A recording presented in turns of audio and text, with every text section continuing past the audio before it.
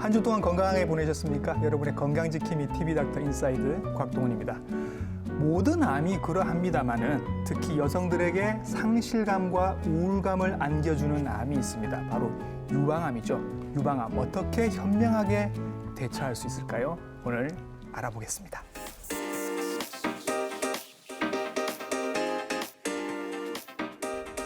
TV닥터 인사이드에서 유방암을 여러 번 다룬 적이 있었습니다만 새로운 치료법들이 계속 나오고 있습니다. 그래서 환자분들 그리고 보호자분들께도 알려드려야죠. 새로운 치료법들 그리고 궁금증들 이분을 통해서 알아보도록 하겠습니다. 화면으로 먼저 인사드립니다.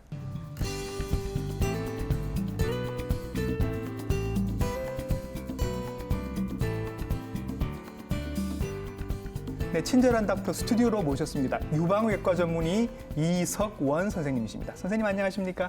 반갑습니다. 네. 유방외과 전문의 이석원입니다. 네, 오늘 유방암에 대한 새로운 지식들 많이 여쭤보고 답을 듣도록 하겠습니다. 선생님, 유방암이 이제 전 세계 여성암 1위라는 얘기가 있습니다.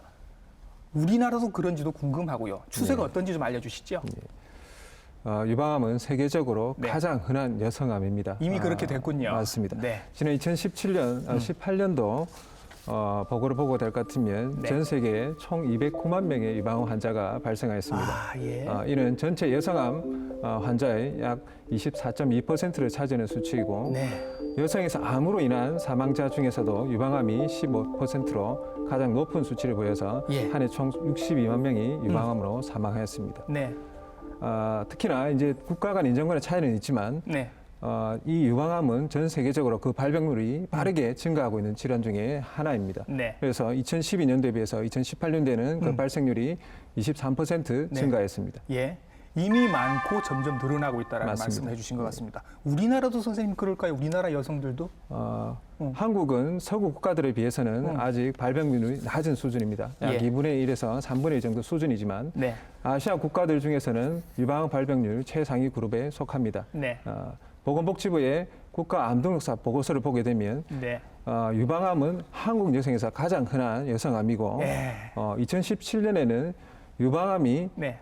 전체 암 환자 수의 네. 20.3%를 차지했습니다. 예. 쉽게 얘기하면 예. 한국 여성 25명 중에 1명에서 예. 유방암을 진단받게 되는 것입니다. 예. 한국의 유방암 환자 총 숫자는 예. 2000년에 약 6천 명이었던 것이 매해 증가해서 2013년에는 2만 명을 넘었습니다. 그러다가 2017년에는 네. 약 2만 6천 명의 유방암 환자가 발생하였는데 17년간 약 4.2배가 늘어나는 예. 수치를 보였습니다. 예. 또한 중요한 것은 이러한 유방암 발생 빈도의 증가가 향후에도 지속될 것으로 예측된다는 것입니다. 예. 야, 이 숫자를 다 외우고 계신다는 게 정말 놀랍습니다, 선생님. 근데 이 그 연령대도 호발하는 많이 생기는 연령대도 외국이랑 우리가 조금 다르다는 얘기를 제가 들은 것 같습니다. 맞습니다. 한국의 경우에 예. 유방암 환자 연령을 분석하면 예. 40대가 유방암이 가장 많이 발생을 40대가 가장 많다. 맞습니다. 예, 예. 가장 많이 발생 예. 연령군이고 빈도 순으로 보게 되면 40대, 50대, 60대, 30대, 70대 순으로의 빈도를 보입니다. 이 중에서 40대와 50대가 약 70%를 차지하게 되는데 이는 서구 국가들에 비해서 젊은 나이에 발병하는 수치를 보이는 것입니다. 그래서 특히나 폐경전 여성에 있어서 서구에보다는 약 2배 정도 예. 젊은 여성들이 발생한다고 볼 수 있습니다. 가끔 제가 듣는 질문입니다, 선생님. 70대 정도 되신 어머님들께서 나도 유방암 검진을 받아야 되느냐라고 여쭤보십니다. 선생님은 어떻게 대답을 하십니까? 유방암 검진을 받아야 됩니다.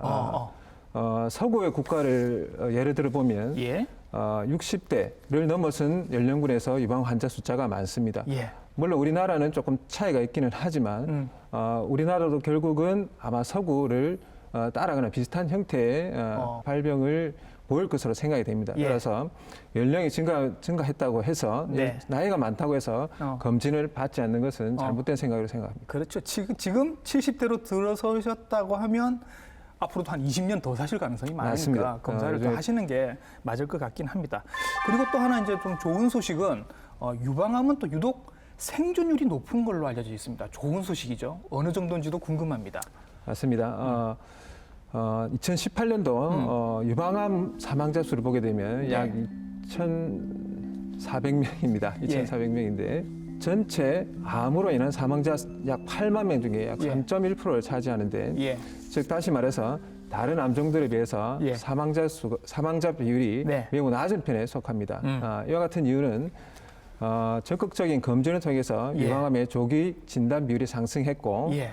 또한 유방암 특성에 맞는 표절화된 치료를 우리 네. 유방암 환자들에게 적극적으로 적용해서 그 치료 성적이 향상된 것을 알 수 있고 예. 또한 유방암 생존율이 증가하는 것을 짐작할 수 있습니다. 예.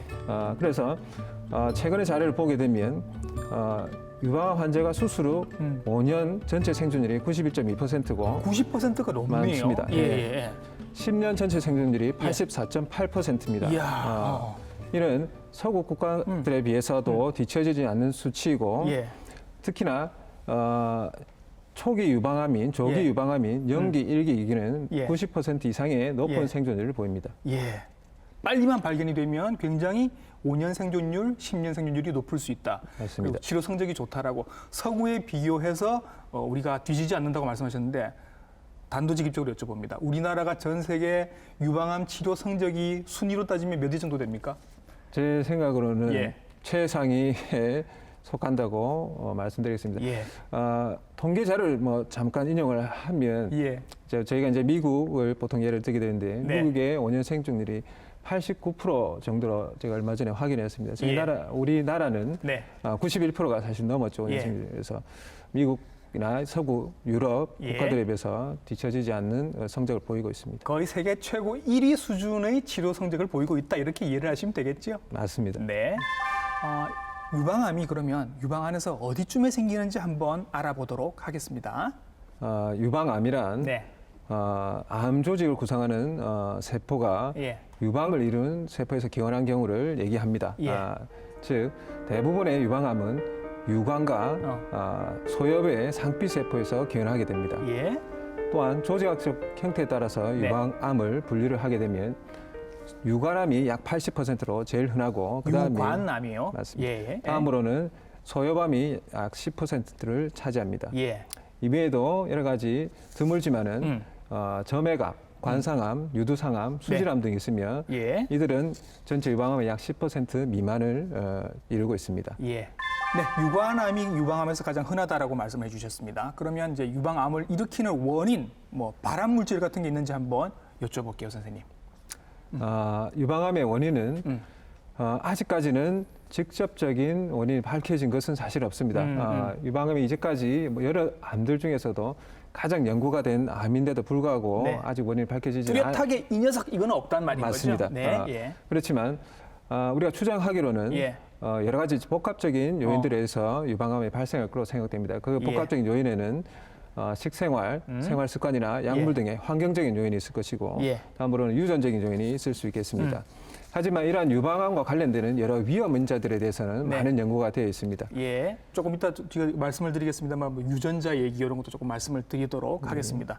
그거하고 또 별개로 그 요즘 건강검진 이제 많이 받으시면 유방 촬영 같은 것도 하시는데 네. 이 애매한 결과들 이게 치밀 유방이 나왔다. 그다음에 미세 석회화가 나왔는데 이게 무슨 얘기냐라고 여쭤보는 질문들이 많습니다. 대답을 좀 해주시죠, 선생님. 치밀 유방이라는 것은 유방을 이루는 네. 유선 조직, 지지 조직, 예. 지방 조직 중에서 유선 조직과 지지 조직의 비율이 높은 경우를 얘기합니다. 그래서 예. 젊은 여성은 대부분 치밀 유방을 보입니다. 하지만 나이가 들면서 폐경이 된 이후에는 특히나 지방 조직의 비율이 높아지게 되는데 예. 이런 나이가 들어서 폐경이 된 이후에도 네. 치밀 유방이 유지가 되는 경우에 있어서는 예. 유방암 위험이 증가할 수가 있습니다. 그리고 이제 미세 석회화는 예. 석회가 있다고 해서 모두가 유방암과 관련되지는 않고 그 석회의 모양과 네. 분포 정도, 예. 형태에 따라서 예. 유방암 가능성이 높은 경우도 있고 그렇지 않은 경우도 전혀 관계가 없는 경우도 있습니다. 그래서 이 두 가지 결과가 내 검사 결과지에 나왔다고 해서 당장 겁을 먹거나 뭐 이러실 필요는 없는 거죠. 맞습니다. 예. 유방 전문의를 방문해서 예. 적절한 설명을 듣고 예. 필요한 조치를 하면 될 것으로 예. 생각됩니다. 아마 앞으로 몇 개월 단위로 다시 검사를 해봅시다. 이 정도의 대답을 들으실 것 같습니다. 맞습니다. 그렇게만 하시면 될 것 같습니다. 자, 중년 여성들 중에 갱년기 증상으로 여성 호르몬제들을 드시는 분들이 꽤 있으십니다. 이분들이 이제 이 약을 드시기 시작할 때 사실은 유방암과 관련이 있지 않나 걱정을 많이 하시거든요. 나오신 김에 요거 정리를 좀 해주시죠, 선생님. 맞습니다. 폐경 후 여성에서 네. 갱년기 치료 목적으로 여성 호르몬제를 복용하는 경우가 많은데 네. 이에 대해서 갱년기 치료제, 호르몬제가 유방암과의 어떤 관련성이 있는가에 대한 많은 연구들이 있어 왔습니다. 예. 이들을 이제 종합해 보면 네. 여성 호르몬제, 특히 에스트로겐과 프로게스테론을 복합적으로 함유한 약물을 장기적으로 복용한 경우에 있어서는 네. 유방암 위험도가 약 20 내지 30% 증가한 것으로 알려져 있습니다. 꽤 늘어나는 것 맞습니다. 같네요. 예. 하지만 단기간에 이런 호르몬제 사용은 유방암 발생과는 크게 관련이 없는 것으로 알려져 있습니다. 단기간 드시는 건 괜찮다. 그러면 선생님 그 단기간이 어느 정도입니까? 좀 연구마다 좀 기간이 다르긴 합니다만은 예. 가장 최근에 대단히 연구 결과를 보게 되면 예. 1년 미만의 호르몬제 사용을 하는 것이 유방암 위험을 줄이는 방법이겠다라고 권고하고 있습니다. 예, 하긴 요즘은 갱년기 증상 때문에 호르몬제를 드시는 분들 중에는 약을 오래 드시는 분은 별로 안 계시니까 그 정도의 단기간은 안심을 하고 드셔도 괜찮겠군요. 네, 맞습니다. 그리고 또 하나 뭐 어떤 이유로 그 생리를 멈추게 하는 그 피임약 같은 거를 오래 드시는 분들도 계시지 않습니까? 이것도 여성 호르몬제다 보니까 유방암에 영향을 미치지 않을까? 어떻습니까, 선생님? 맞습니다. 폐경전 여성에서 예. 복용하는 경구 피임약도 여러 가지 종류가 있는데 예. 앞서 말한 바와 같이 에스트로겐과 프로게스테론을 함께 함유가 있는 복합제가 네. 유방암 위험을 다소 어느 정도 증가시킬 것으로 예상을 하고 있습니다. 네. 특히나 현재 사용 중이거나 아주 20세 이전에 이른 나이에 복용을 시작한 경우에서는 그 위험도가 증가할 수 있다. 네. 하지만 아직까지는 명확한 해답은 없는 상태입니다. 예. 그리고 이제 아까 그 유방암을 일으킬 수 있는 발암 물질 같은 게 딱히 알려진 건 없지만 이제 어떤 분들이 유방암에 잘 걸리는지는 사실은 알려진 게 이미 있습니다. 하나하나 이제 짚어 주시죠, 선생님.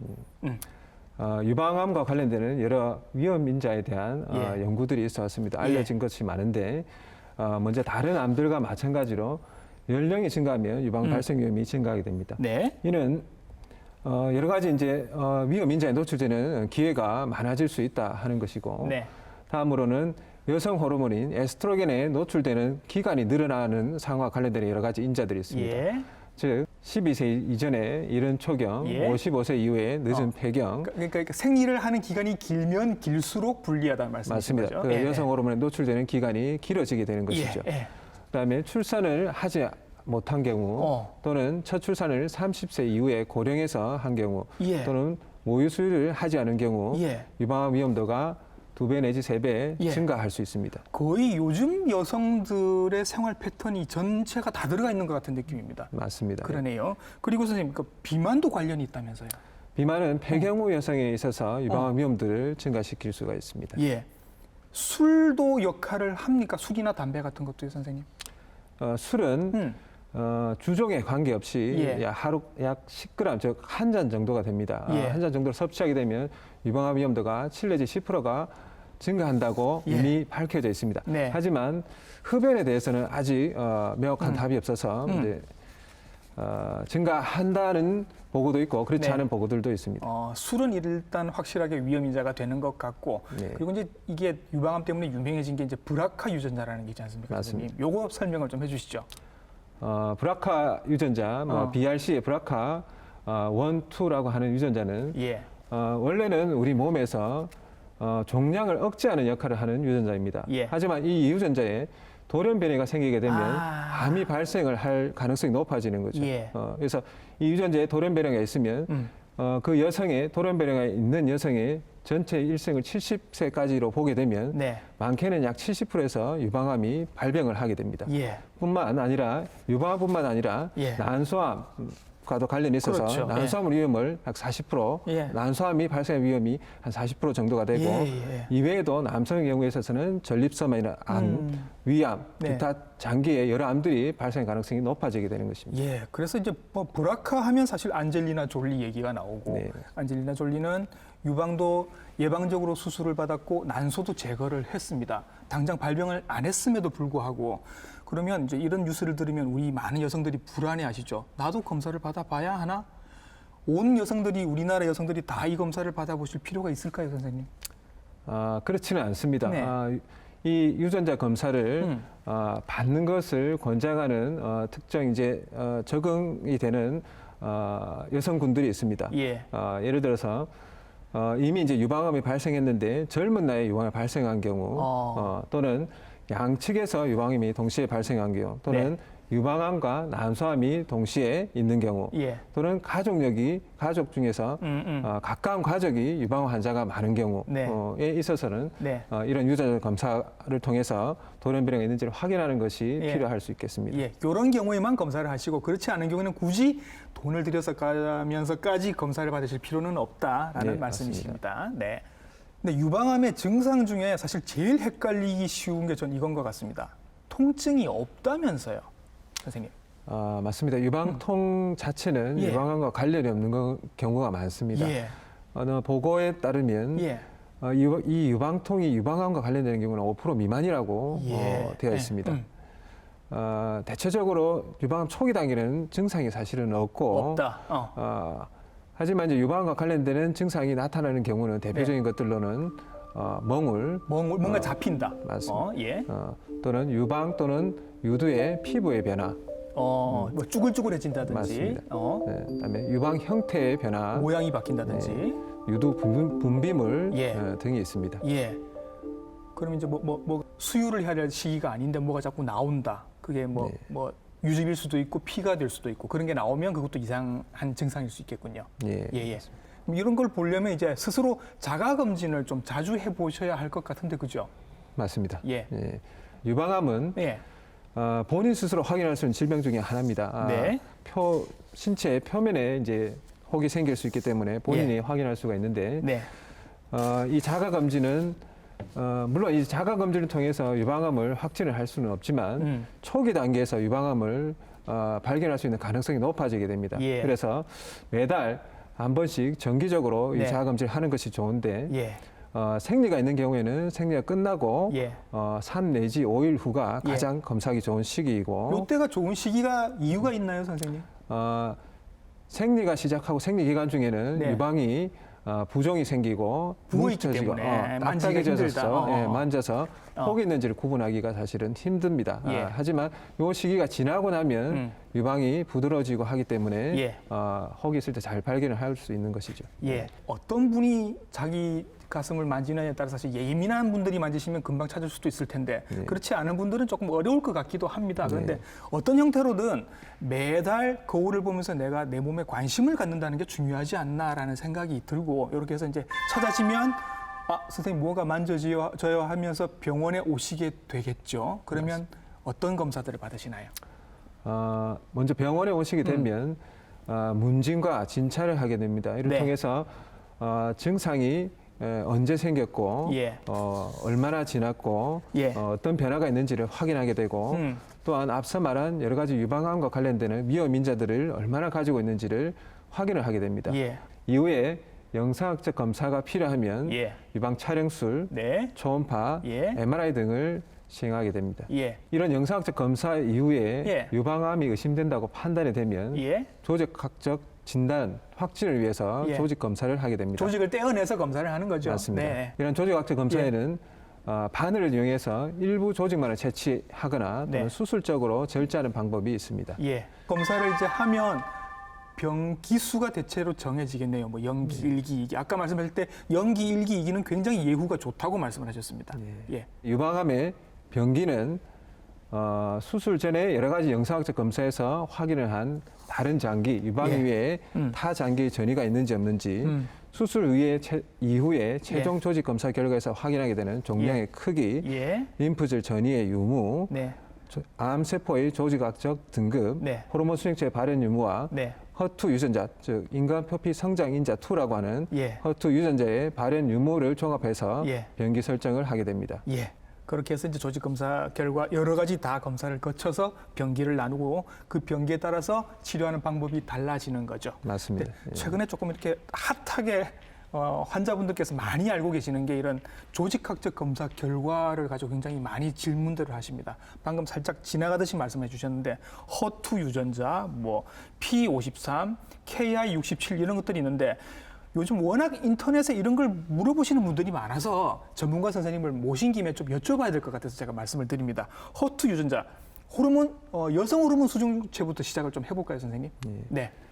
유방암은 여성 호르몬과 관련되는 경우가 약 80%를 차지합니다. 예. 그래서 이 여성 호르몬 수용체가 있는 유방암 경우에는 네. 이 수용체를 차단을 하거나 또는 여성 호르몬 생성을 억제하는 예. 약물을 사용하게 되고 네. 짧게는 5년, 길게는 10년간 예. 사용하기도 합니다. 예. 그때 쓰는 약이 이제 타목시펜이라고 하는 약이 여성 호르몬을 억제하는 약이 되는 거죠. 타목시펜 하는 약은 예.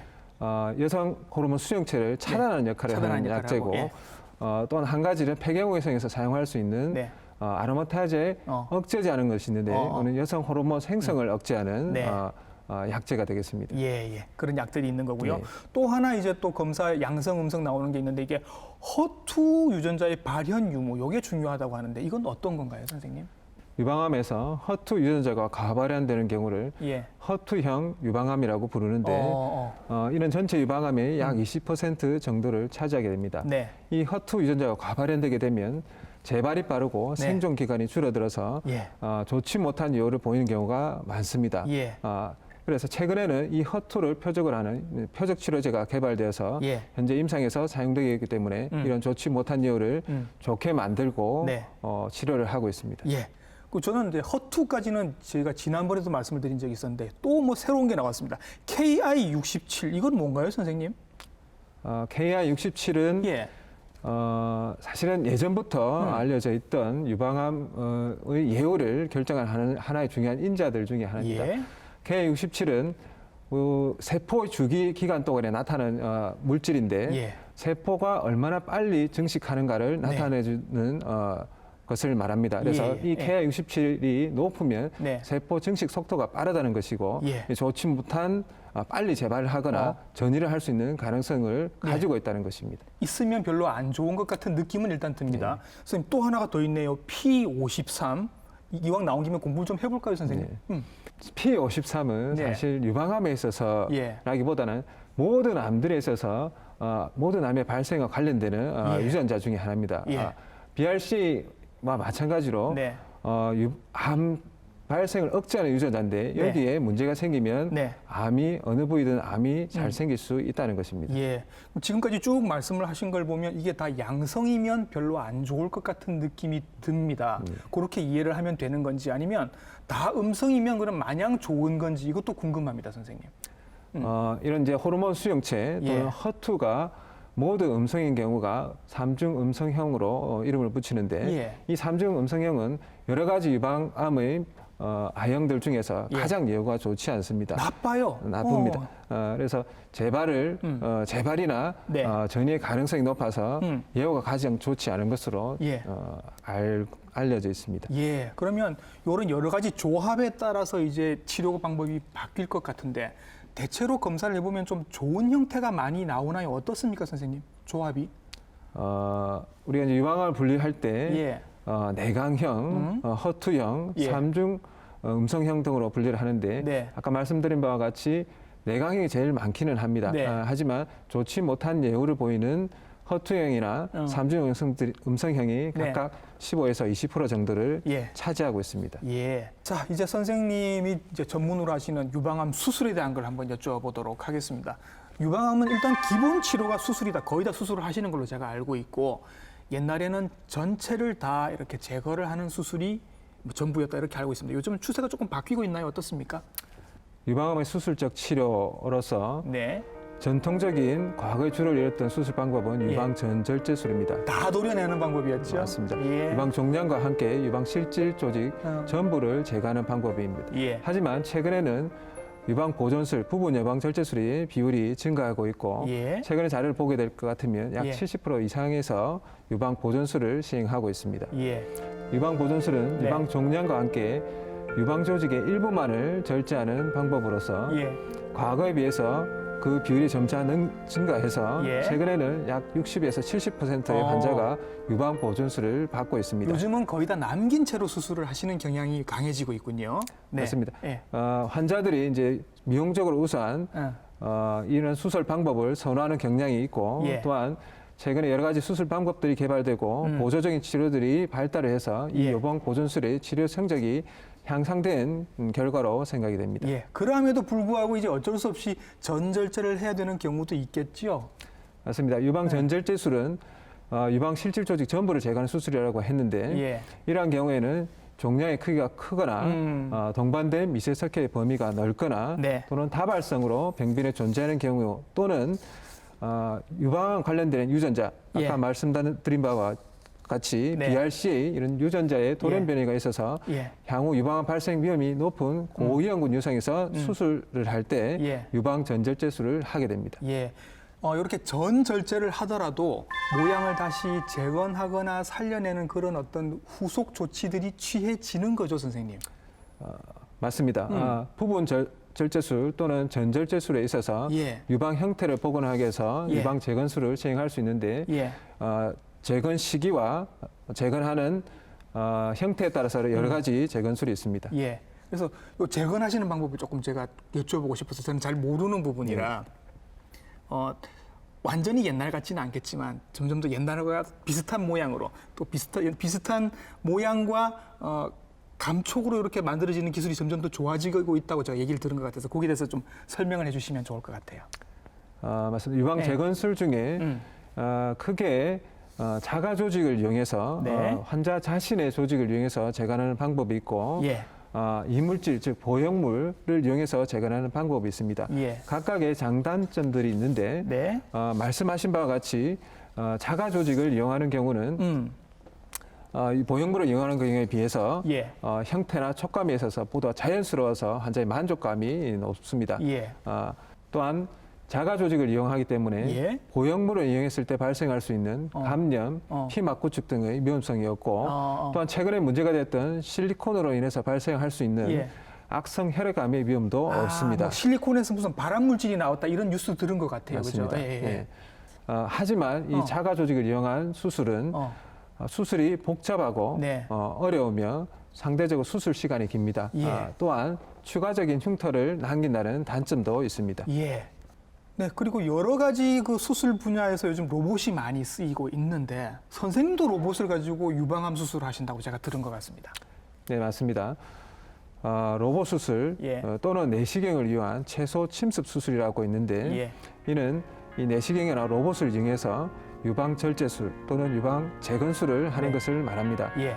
이러한 수술 방법은 예. 기존의 절개 수술에 비해 흉터가 작고 그 흉터가 눈에 잘 띄지 않는 부위에 위치하기 때문에 네. 수술은 미용적으로 효과가 우수합니다. 특히 로봇 수술의 경우에는 고해상도 카메라를 이용하기 때문에 예. 수술 중에 선명하고 입체적인 시야 확보가 가능하고 예. 또한 사람의 손가락과 유사한 관절을 지닌 기구를 사용하기 때문에 정교한 조작이 가능하고 네. 따라서 예. 주위 조직의 산성을 줄이고 예. 안전하게 수술을 수행할 수가 있습니다. 환자분 입장에서는 이제 흉터가 적고 수술을 하시는 선생님들 입장에서는 조금 더 이렇게 하기가 조금 더 정밀한 작업이 가능하다. 다 좋은데 선생님 단점도 그러면 있는 거죠. 맞습니다. 예. 이런 최소 침습 수술의 예. 단점은 수술을 적용할 수 있는 환자 선택에 제한이 있습니다. 예. 또한 수술 시간이 상대적으로 길고 고가의 비용이 발생한다는 예. 단점을 가지고 있습니다. 예, 그래서 내가 하고 싶다고 해서 내가 이 수술을 받고 싶다고 해서 다 로봇 수술을 받으실 수 있는 것도 아니고 이런 할 수 있는 경우가 정해져 있고 비용도 조금은 생각을 하셔야 될 것 같다 그런 말씀이신 거죠. 네, 이렇게 이제 수술이 가장 기본적인 유방암의 치료가 되는 것이고 뭐 조직 검사 결과나 이런 거에 따라서 또 다른 치료들이 추가가 되는 거죠, 선생님. 맞습니다. 수술 이외에도 유방암에는 여러 가지 보조적인 치료들이 있는데 이에는 방사선 치료, 네, 항호르몬 치료, 내분비 치료, 항암 화학요법, 네. 표적 치료 등이 있습니다. 예. 방사선 치료는 거의 다 받으시는 것 같더라고요. 어떻습니까? 방사선 치료는 부분 예. 유방 절제술을 한 경우 예. 또는 전절제술을 했는데 예. 종양의 크기가 크거나 림프절 전이가 있는 경우에 시행하게 됩니다. 뭔가 전이가 있고 조금 남아있을 것 같은 느낌이 들 때 하는 것이고, 맞습니다. 그다음에 아까 항암제는 어떻습니까? 항암 화학요법은 일반적으로 말하는 항암 치료를 얘기합니다. 네. 항암 치료를 하는 경우는 수술 후에 재발 위험이 높은 환자들 예. 또는 수술 전에 예. 종양의 크기를 줄이고 수술을 하기 위해서 사용하는 경우 예. 또는 원격 장기에 전이가 있는 경우에 항암 치료를 하게 됩니다. 예. 이렇게 항암 치료도 있고요. 자, 네, 표적 치료 말씀을 해주셔서 뭔가 이렇게 타겟을 정해서 치료를 한다라는 의미인 것 같습니다, 선생님. 이게 요즘 약간 트렌드라고 제가 들은 것 같거든요. 설명을 좀 해주시죠. 맞습니다. 최근에 이런 예. 표적 치료 중에서도 예. 면역 치료가 이슈가 되고 있는데 이 면역 치료라는 것은 암세포를 참여시키기 위해서 환자 자신의 면역 세포를 활용하는 것입니다. 그 T셀이라고 하는 면역 세포가 예. 암 세포를 인지를 해서 예. 암 세포를 없애버리는 것이 면역 치료의 기본 원리인데 예. 아직까지는 전이성 유방암의 일부 예. 환자들이 있어서 특정한 생물학적 표지자를 가지고 있는 경우에 있어서 예.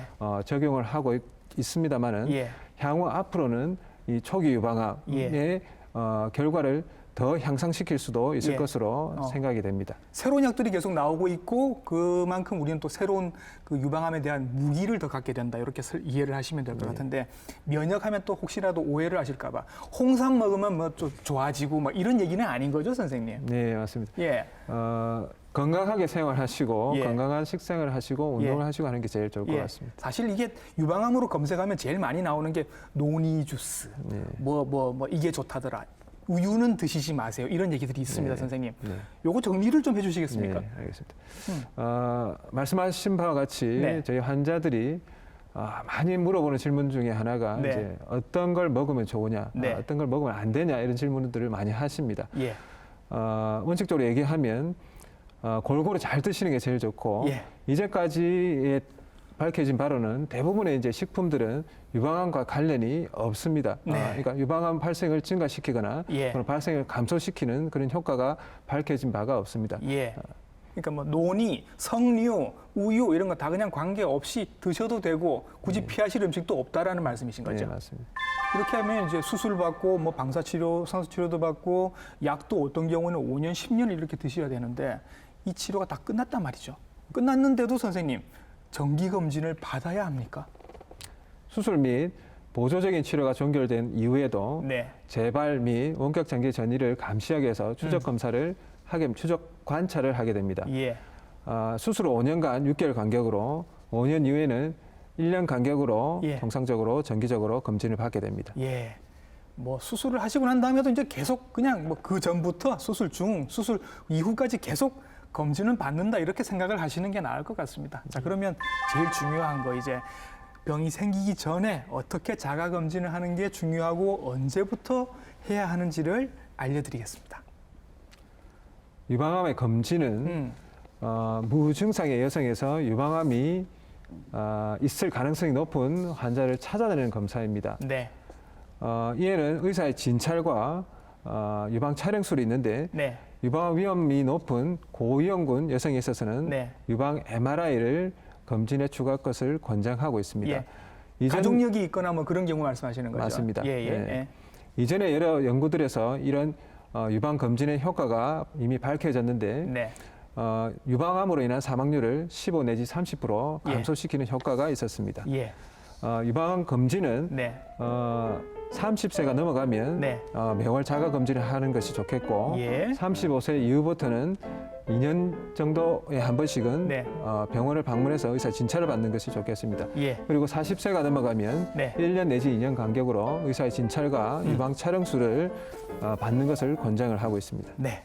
자, 이 방송을 보고 계신 모든 여성분들, 심지어 따님, 손녀분들에게도 알려주시기 바랍니다. 여성분들은 30세부터 자가검진을 시작을 해야 하고 40세가 되면 유방 촬영을 해야 합니다. 꼭 해야 합니다. 그렇게 알려주시고 그렇게 해서 조기에 발견이 되면 굉장히 생존율도 높고 우리가 또 전 세계에서 가장 치료를 잘하고 있다는 사실도 꼭 같이 알려주시기 바랍니다.